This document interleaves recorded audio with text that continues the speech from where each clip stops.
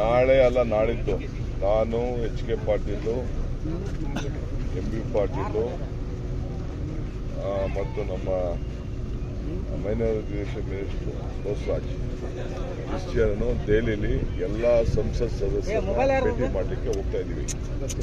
ಕರ್ನಾಟಕ ಭವನದಲ್ಲಿ ಮಂಗಳವಾರ ಸಾಯಂಕಾಲ 6 ಗಂಟೆಗೆ ಒಂದು ಸಭೆಯನ್ನು ಕರೆದಿದ್ದೀವಿ.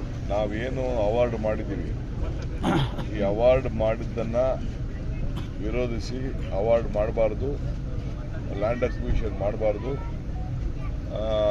ಅಂಥೇಳಿ ಈಗಾಗಲೇ ಆಂಧ್ರ ಪ್ರದೇಶದವರು ಕೇಂದ್ರ ಸರ್ಕಾರಕ್ಕೆ ಒಂದು ಮನವಿಯನ್ನು ಸಲ್ಲಿಸಿದ್ದಾರೆ.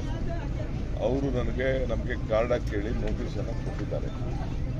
ಇದು ನಮ್ಮ ಭೂಮಿಯಲ್ಲಿ ನಾವು ಮಾಡ್ತಾ ಇದ್ದೀವಿ. ಈಗಾಗಲೇ ಸುಮಾರು 26,000 ಕೋಟಿ ರೂಪಾಯಿ ಕೂಡ ಈಗಾಗಲೇ ಏನು ಎತ್ತರ ಆಗುವಂಥ ಜಾಗಕ್ಕೆ ಈಗಾಗಲೇ ಕೆಲಸಗಳನ್ನು ಕೂಡ ಕಾಮಗಾರಿಗಳನ್ನು ಪ್ರಾರಂಭ ಮಾಡಿದ್ದೇವೆ.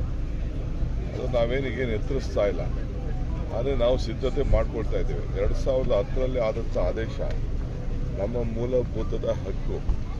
ಸೊ ಅದಕ್ಕೆ ಈಗ ಆಂಧ್ರ ಪ್ರದೇಶದವರು ತಗರಲಾಗ್ತಾ ಇದ್ದಾರೆ, ಇಲ್ಲೂ ತಗರಲಾಗ್ತಾ ಇದ್ದಾರೆ. ಮತ್ತು ತುಂಗಭದ್ರಾಯಿಂದ ಏನು ನಮಗೆ ನೀರು ಲ್ಯಾಬ್ಸ್ ಆಗ್ತಾ ಇದೆ, ಆ ಲ್ಯಾಬ್ಸು ಒಂದು 30 TMC ನೀರು ಅಲ್ಲಿ ಉಳಿಸ್ಕೊಳ್ಳೋಕ್ಕಾಗ್ತಾ ಇಲ್ಲ.